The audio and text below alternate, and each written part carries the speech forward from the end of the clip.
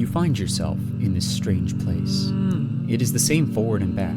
There are a myriad of twists and turns with no sign of light in either direction and no indication of what may lie within the darkness. Along the walls are portraits, once ordinary people who were just like you, forcefully altered to become a gallery of rogues, along with the bizarre maladies that made them that way, through strange scenarios that left a grotesque scar along the faces of their very souls. Now you, discovering yourself to be in a place with no beginning and no end, with only the corner of the next turn to guide you in the darkness, and being surrounded by those who had come before and could not escape, have found yourself here, in the Twisted Corridor.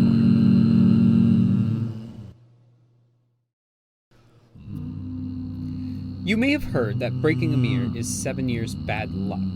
But when dealing with that mysterious pain that offers a glimpse into the reverse of our lives, there are fates to be met far worse than a simple run of unfortunate circumstances. Such is the case in our story tonight, which is a perfect demonstration that what we see bounced back at us from the other side of a glass wall isn't always all of what it appears to be, nor is it to be trusted. A cautionary tale in being careful what you wish for. Our story is called Reflections of Pain, and it's around the next corner of the Twisted Corridor.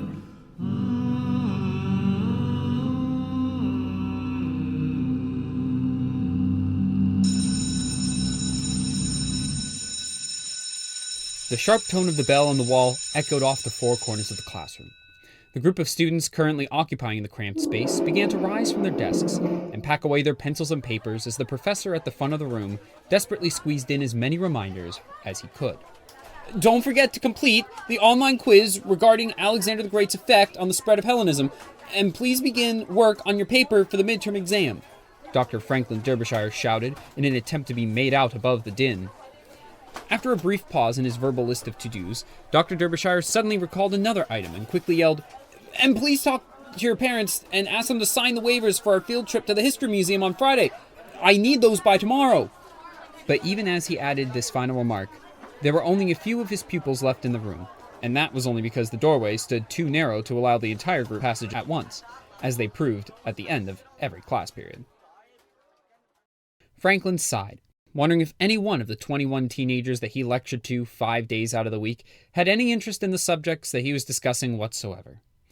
It was bad enough that he, though holding a PhD, was having to teach at a local high school, as his young age and lack of practical teaching experience afforded him little opportunity in the eyes of decision-makers within the sphere of higher education.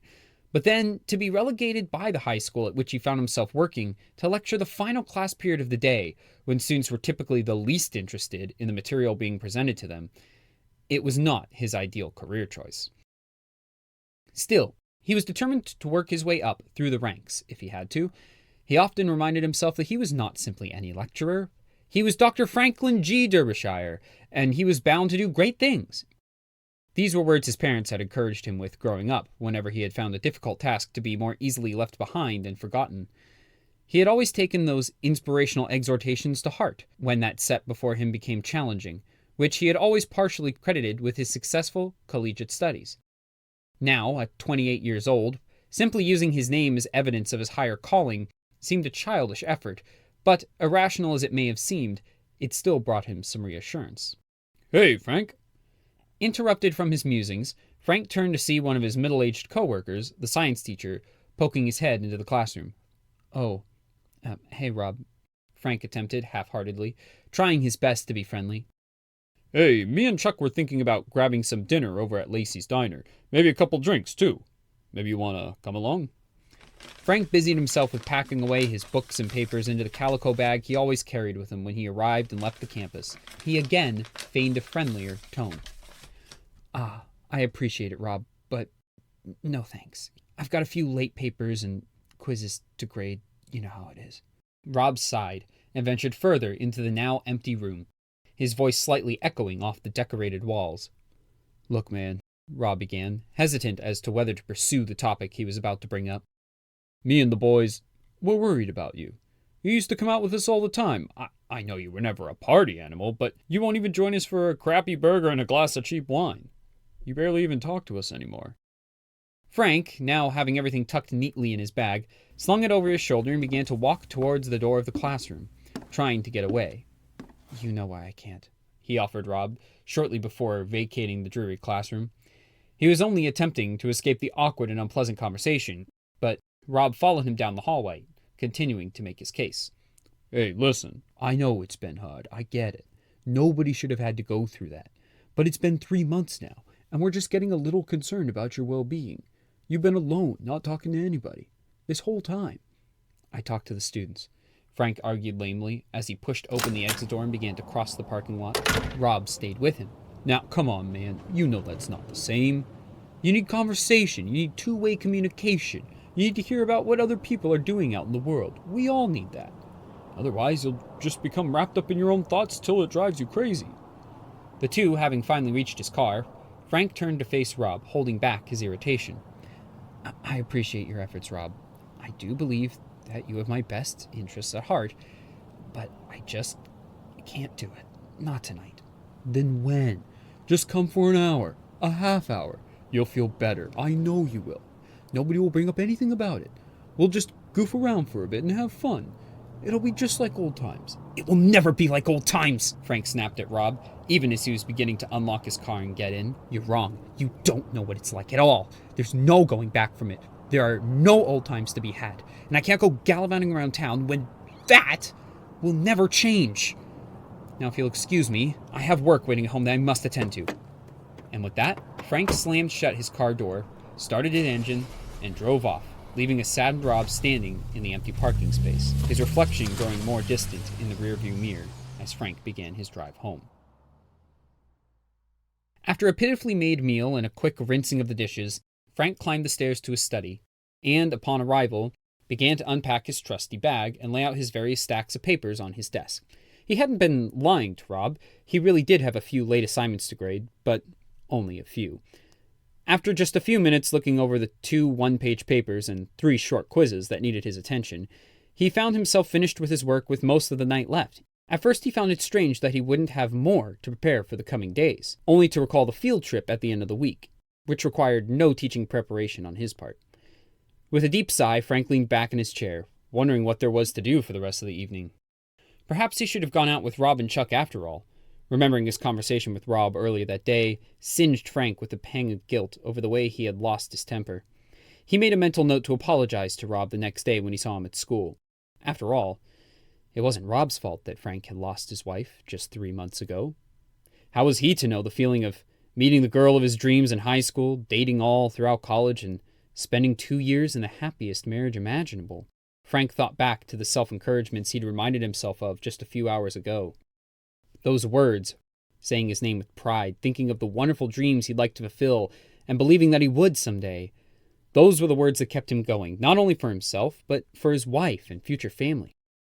But of late, even those lifelong mantras that had always spurred him onward were struggling in their purpose to help maintain his motivation. Frank didn't believe he'd had this much free time in an evening since before it all happened. He began to think of tasks he could occupy his mind with, but none availed themselves to him. He had read every book in his small library, he didn't want to take a walk for risk of seeing any inquisitive neighbors, and he had kept the entire house spotless. Well, almost the entire house. Instinctively, Frank's eyes wandered upward, in the direction of the attic.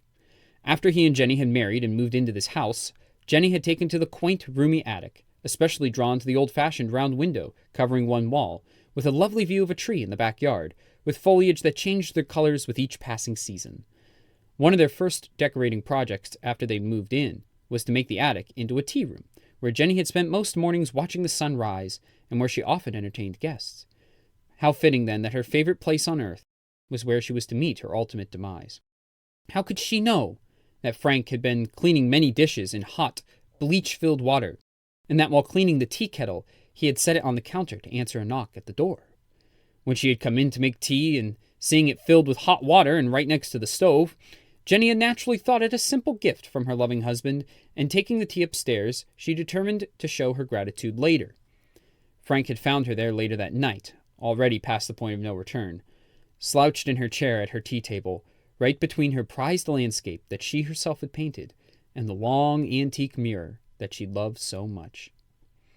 After the funeral, Frank had put the painting in a box and covered the mirror, locking the attic as he descended the steps, not knowing if he'd ever enter again. But now, with the entire night to himself, and with the knowledge that the attic must have been by now quite unkempt, prodding at his need to be orderly and organized, he gave in to his tendencies and stood from his desk, making his way toward the hallway with the attic entrance in it.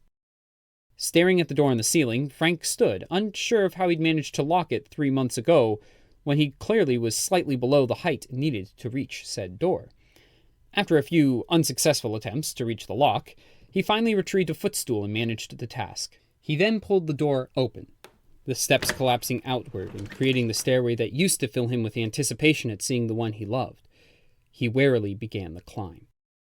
Reaching the attic, he was at first surprised not to find it dirty so much as simply dusty, which caused him to utter a few coughs, but upon applying further thought, he did not know what else he had been expecting. The dark room was the same as when he had left it. The table still stood in the middle of the room, bare, with 2 chairs on either side, angled toward the large round window. Frank began to reminisce, but quickly snapped himself out of it, setting himself to the task at hand, which was cleaning the attic. The first step, he decided, was to bring everything out into the open, which meant unpacking the few boxes in the corner, retrieving the painting, and uncovering the mirror. Deciding that the latter would be the easiest to begin with, Frank walked over to the sheet and peeled it back, revealing the old, somewhat faded mirror, standing as tall as he was, offering back a reflection of the sad man he'd become. One look into the mirror was all it took to trigger Frank's mind into the cavalcade of memories he had just tried so actively to avoid mere moments ago. And as Frank stood, letting the memories wash over him, he felt to himself as though he could almost see Jenny in that old mirror, sitting behind him at her tea table. Frank finally tore his eyes away by turning his head, overwhelmed with fresh pain. After a moment, he regained his composure and glanced back at the mirror, this time determined to simply clean it and be done with it. But the reflection of Jenny was still there. Frank blinked, briefly rubbed his eyes, and even wiped a portion of the mirror with his sleeve, but still Jenny stood, advancing toward him. Frank then realized he could no longer see his own reflection, only Jenny's visage, as if looking through a window into the past. Jenny approached the mirror and stared at Frank. Frank moved slowly, watching Jenny's eyes follow him, until finally he hazarded a small whisper. "Jenny?" "Hello, Frank." Jenny greeted him cordially, sounding ethereal and without personality. But all of this passed Frank by, as he was too enamored with his one true love. Jenny, is it really you? How is this possible? "Yes, Frank, I'm here." Jenny replied, still seeming unenthused with the situation. "What you are seeing is my soul." Your soul? Frank asked, quite confused, but still in awe over what was happening. I don't understand. "You failed to cover the mirror when I passed away. It was hours before you found my body. In the meantime, my soul, desperately seeking an escape, found its way into this mirror, and here I stay." How? Frank began, not knowing whether to accept what was happening, but finding no other alternative in the moment. How can I get you out? "You cannot. I am forever to stay on this side of the glass." Oh, I'm sorry. I didn't know this would happen to you. But we can see each other now. We can talk again, like it used to be. That's something, right? "Yes, I long for company. Please do stay with me for a time." Of course, Frank answered quickly, dragging a chair from the table without averting his gaze at his wife. Where do we even begin? "We need not speak. Simply look into my eyes, and I will take your troubles away." Frank, already staring, was about to offer a retort to the strangeness of the request, when he found himself locked in the gaze of Jenny's radiant green eyes, unable to look away or think about anything else.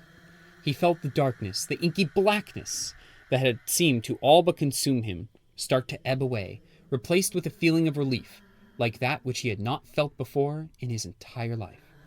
Finally, a feeling of peace washed over him, cleansing his very spirit, until he felt as content as he had when Jenny had been alive.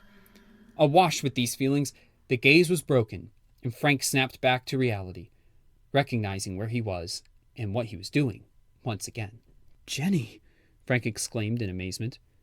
I feel amazing. "Then return tomorrow and offer me more company." Jenny replied, turning to walk away. Wait! Don't go. We can keep talking. Tomorrow, Frank. Jenny replied as she disappeared, replaced by Frank's own reflection once more. Though dejected about her sudden disembarkation, Frank accepted her terms and returned to the lower portion of his house, feeling truly exhausted. Deciding to go to bed early, Frank slept easily for the first time in 3 months. The next few days were a blur, with Frank happily and energetically passing the daylight hours at his school, not forgetting to apologize to Rob, and, while still passing up offers to go out after school, for obvious reasons, he began to strike up conversation with the teachers, again between class periods or on breaks in the lounge. The surprisingly quick turnabout was welcomed by his peers, and even his students seemed to be more actively engaged in the material due to Frank's renewed vigor in his presentations. Of course, after the end of the school day, Frank would rush home as quickly as he could and run to the attic, often forgetting to eat dinner. He and Jenny spent every night together, first for only an hour or two, but gradually expanding to greater and greater lengths of time, until Frank was sacrificing most of his sleep and on some nights, all of it. But this didn't matter to him, as, regardless of how much sleep he'd actually had, he was as chipper as ever the next day, with nobody knowing the difference. And every night, he and Jenny exchanged only a few words before Frank gave in to her ever-inescapable gaze, having any small feelings of negativity that may have crept in during the day wiped away by this, the spirit of his once-living lover. After each encounter, Frank felt refreshed and at peace, and, losing track of how bizarre the situation was becoming, chose to give in to the emotional relief of having Jenny back in his life in any capacity, and the willingness to do literally anything to keep her with him. A couple of weeks after the field trip, Rob walked into Frank's classroom shortly after the sounding of the bell to find Frank dashing out of the classroom at a hurried pace, very nearly falling in line with the eagerly escaping students. "Hey, Frank," Rob addressed, finding his words bouncing off the back of Frank's head. Rob began to keep pace with Frank in a scenario that nearly gave him deja vu, but this time he could already feel that the conversation would progress quite differently. "Frank, I need to talk to you about something," Rob attempted again, nearly running just to stay at Frank's side as the latter walked at an extremely brisk pace out the door. "Okay," Frank said, with a note of joy in his voice that seemed almost fake for how upbeat it was. "Shoot, what's up?" He did not slow his pace, or even turn his head. "I'm just wondering what's up with you lately. I mean, don't get me wrong, I'm loving seeing you happy, but it was just such a huge turnaround that I'm curious. What happened?" Frank, just before reaching his car, stopped and twirled around to face Rob. "Rob, you've always been such a good friend to me, even when I didn't deserve it." Then his voice switched to childlike excitement. "Do you really want to know?" Rob, slightly taken aback by Frank's uncharacteristic abandon of his typically demure disposition, only just managed to hesitantly answer, Yeah, I really do." "Okay, I don't have long, but I can tell you briefly." Frank practically squealed. He leaned in close and quietly announced, "I'm seeing Jenny." "Come again?" Rob questioned, unsure of what his colleague was saying. "Jenny! I see her every day. There's this old mirror in the attic that she used to like, and apparently her soul accidentally wound up in there, so we see each other every night, and I always walk away feeling so much better." Rob, now genuinely concerned, thought it was wise to gain a better understanding of what Frank thought he was talking about. "Oh," Rob reacted, feigning interest and nodding a bit. Cool. And, what do you guys talk about?" "Oh, we don't talk. At least, not very much. We mostly just stare into each other's eyes, and she takes away all my sorrows. It's just all so wonderful." Frank glanced at his watch. "Oh, I've got to go. She'll be waiting for me. Talk to you tomorrow, Rob." Yeah, sure," Rob trailed off, watching Frank once again drive off and leave him behind. Only this time, Rob was determined not to take an apathetic stance and let Frank run his course. This time, Rob decided, Frank needed some serious help. You are late. Jenny threw at Frank as soon as he had entered the attic. "I know. I'm sorry." Rob wanted to chat for a minute after work. "You remember Rob, right? He's the science—" What were you discussing with him? "Why, what else but you, my sweet?" Jenny appeared to grow unhappy, the first emotion Frank had seen her show since becoming reacquainted with her in her current form. Did you tell him about us? Does he know what we do in our evenings together? "Well, sure he does," Frank replied, his smile beginning to fall. "He's a trusted friend. I saw no reason why he couldn't know. I wasn't going to say anything else. No one must know. We must keep our time together private. No one must interrupt. Frank, realizing that Jenny was disapproving of his actions, did what any husband in a situation might, and apologized. My dear, I'm sorry. I didn't know it would upset you. No matter. Jenny was indifferent once more. Interference is now inevitable. Let us commence.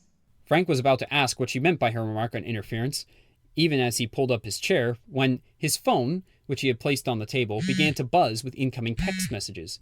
He made to reach for it, but Jenny prevented it. Stop! There is time for others, but now let this time be you and I. Of course, Frank said, turning around to face her. You're right. I can talk to whoever it is anytime. I'm ready whenever you are. Tonight, Jenny began, even as she was ensnaring him in her gaze. You must give yourself fully to me. You must surrender yourself to my presence. If you do that, we will be together forever. Give myself fully to you, Frank echoed, already hypnotized by her. I will be with you forever. Had Frank checked his messages, he would have seen them coming from Rob, who was parked in front of Frank's house, and texting him, asking to be let in. After a few minutes of not receiving a response and becoming increasingly concerned, Rob got out of his car and marched up to the front door. He began to bang on it with his fist as noisily as he could, calling for his troubled coworker. Frank, come on, man. Let me in. But Frank could not hear, for even as Rob was calling, Frank was experiencing feelings more intense and all-encompassing than ever before. He began to feel a movement towards the mirror, towards Jenny, which was entirely new to him. He began to feel his mind return to him, but he still could not escape the constraints of Jenny's stare, nor see past the swirl of emotions around him. Rob, meanwhile, after trying the door handle to find it locked, became even more worried. Frank was inside, no doubt. His car was in the driveway and the outside lights had been switched on. But considering the stupor that he had been in for the last 3 months, adopting a hermit-like lifestyle, only to suddenly fling to the other side of the spectrum, all the while offering an explanation for it that seemed unstable at best, Rob didn't even want to imagine what Frank might be capable of doing in there, in his current state. Desperate to enter the house, Rob re-entered his car and started it up. He then positioned it alongside Frank's own car in the driveway, and, before he could convince himself otherwise, hit the gas and burst through the thin garage door. Before any neighbors could stop him or call the police, Rob jumped out and ran to the door that led inside. Thankfully, that door was not locked, and Rob burst into the house. Frank, now with all of his mental faculties regained, but still unable to physically escape or see beyond Jenny's eyes, felt himself being pulled so strongly toward her that it felt almost as though he was vacating his own body, almost beginning to float into the mirror. Frank realized that he was in serious danger and began to fight the movement in any way he could. Somehow, through an immense show of resistance, Frank regained control of his voice and began to call for help, even while knowing that nobody would hear him. He prayed that perhaps the big round window was thin enough to allow his neighbors in back to perchance be outdoors and hear his pleas, but he knew that it was a vain effort. Rob, upon hearing Frank's cries for help, rushed up the stairs to the second floor, around a corner, halfway down a short hallway, and then began his own ascent into the cursed attic. As he stumbled into the comfy room, he stared at incredulity with the sight playing out before him. There sat Frank, stiff and unmoving in a chair, with a beam of swirling light being sucked out of his face and into a mirror, where stood Jenny, with a fierce gaze fixed upon her quickly fading husband. Upon Rob's intrusion, Jenny shot him an angry glance, and this afforded Frank one chance to forcefully turn his head toward Rob and utter raspily, "Cover it," before Jenny returned her stare to Frank and continued her work. Suddenly, Rob saw an apparition of Frank floating through the light out of his corporeal face. But this apparition was deformed and appeared in a tormented state, and Rob wondered what he could do to help his poor friend. But, as quickly as the ghostly figure had appeared, it sprung into the mirror, colliding with Jenny and causing a bright light to fill the room momentarily, knocking Rob backward. When the light had faded, Rob glanced up to see 2 floating figures in the mirror, quickly diminishing in size and growing more distant, but all the while looking tortured and in agony. It was then that Rob realized what Frank had been trying to say to him when he had said, "Cover it." Rob took the large sheet lying on the floor and covered the mirror with it, then turned to Frank's body, which had collapsed and fallen to the floor. As the police sirens began to blare outside, presumably in response to Rob's breaking and entering, Rob felt for a pulse on Frank and quickly realized that he was in very big trouble. Frank was dead.